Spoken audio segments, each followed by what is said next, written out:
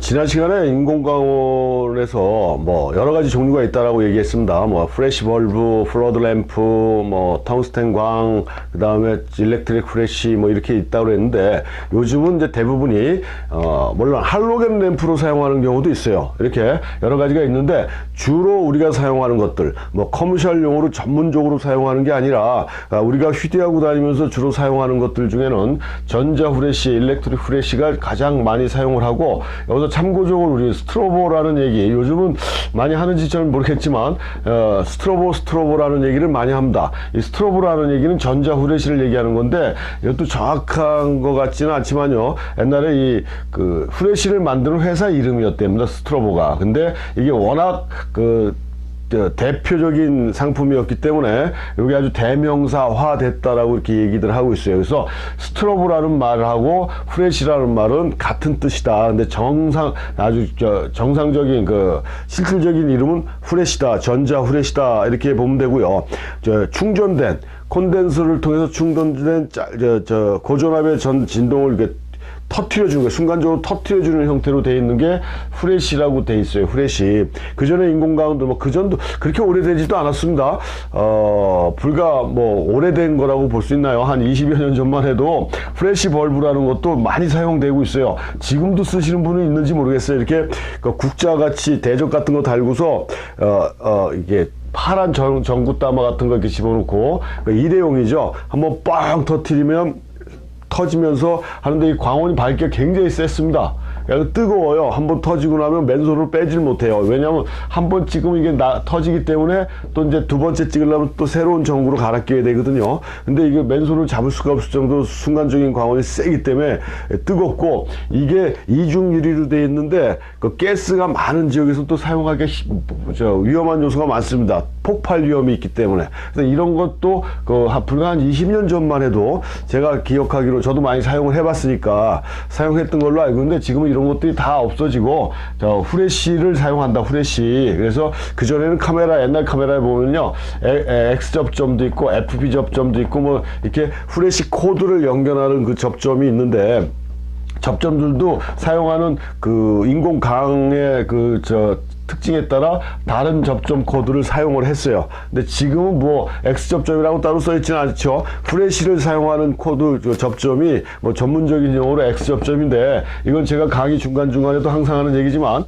기술적인 내용이라든가 기계적인 구조라든가 광학적인 특성 이런 것들은 우리가 몰라도 전혀 사진을 찍는데 아무런 문제가 없다. 우리는 실질적으로 사진을 어떻게 찍어야 되고 뭘 찍어야 되고 하는 그런 걸 고민을 해야 되는 거지, 기계가 어떤 특성을 갖고 있고 이 렌즈는 광학적으로 어떤 재질을 갖고 있어서 뭐가 좋다, 이런 거는 알 필요가 없다라는 거예요. 일반적으로 나쁘지 않은 렌즈 하나에 쓸만한 카메라 바디만 내가 적절하게 조절만 할 수 있다라 그러면은 이해하고 또 선택할 수만 있다라면 되는 거지, 깊이까지 알 필요는 없다라고 제가 누누이 강조를 해드립니다. 아무튼 이런 것들이 있었다라는 식으로 참고로만 알고 계시면 되고요. 그래서 이제 후레시인데, 후레시도 다음 시간에 설명해 드리겠지만 종류가 또 몇 가지가 있어요, 종류가. 근데 일단 후레시를 사용할 때 가장 제일 먼저 알아야 될 건 광량이죠, 광량. 그러니까 파워를 알아야 되지 않습니까? 파워.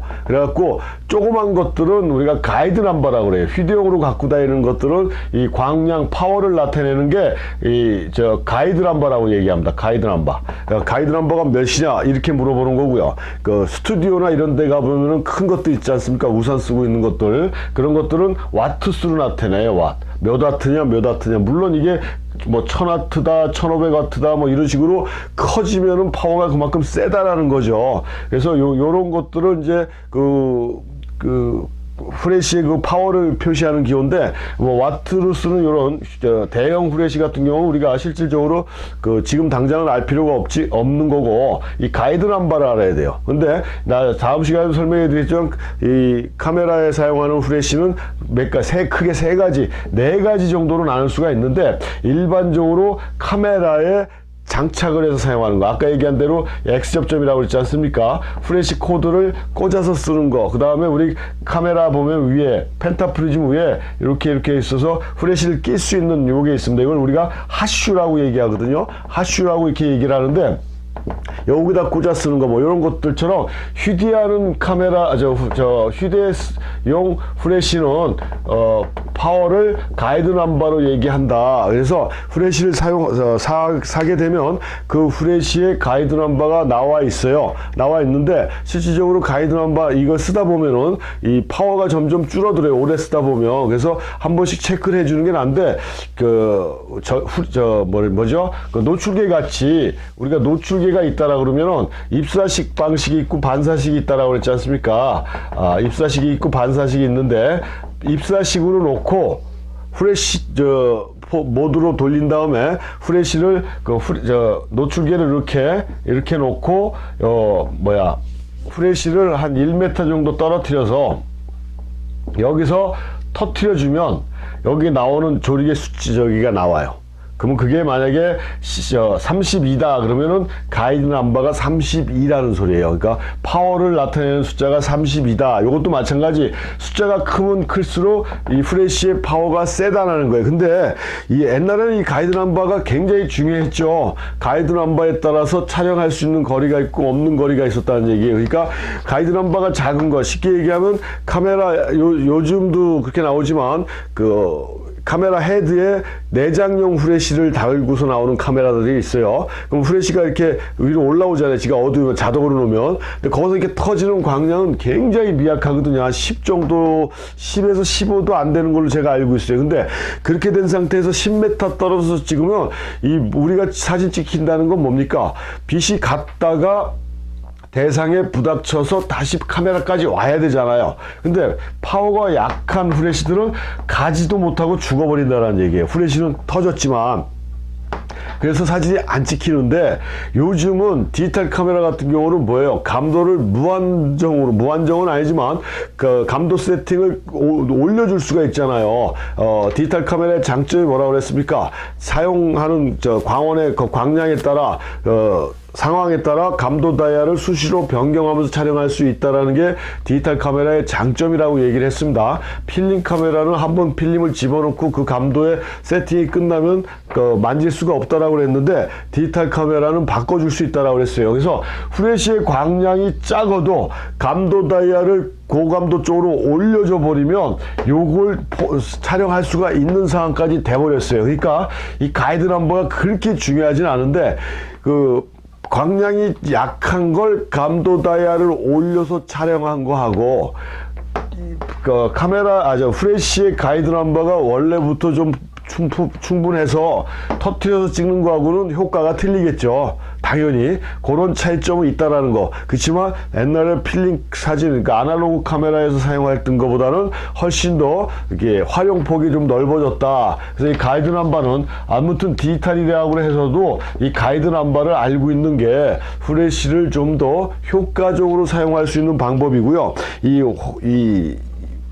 아까도 다른 시간에도 말씀드렸고 했지만 후레쉬 쓸 때는 셔터 스피드는 고정이라고 그랬습니다. 특별한 목적이 없느나 셔터 스피드는 고정이에요. 그럼 노출은 뭘로 조절한다고 했어요? 조리개로 조절한다고 그랬어요. 그러면 후레쉬를 사용해서 조리개를 구하는 공식이 있을 거 아닙니까? 그 공식이 조명 거리분의 가이드 넘버예요.